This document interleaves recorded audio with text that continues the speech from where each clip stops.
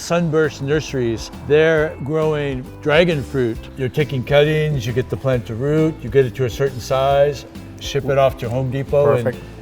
Just when we get the new succulents, the new planting, for the process of rooting it, we do it inside. That way it's not climate yet, so Yes. we have to put them inside rooms. And so that's where we've been using Exactly. California Lightwork MegaDrive lighting. As soon as they get water, humidity with heat and lighting, that's all it takes.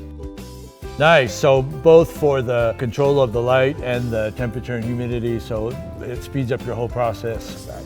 Here it's been pretty solid, even high humidity, even direct spray. Very, very impressed with these lights. Well, I know we tried different experiments here with Exactly. different lights, and I'm glad we It's a learning process for all of us. And finally found something that seemed to work. You're teaching us now well, what different light spectrum can do, Yeah. so it's all interesting. I have the luxury my boss allowed me to do. Yeah.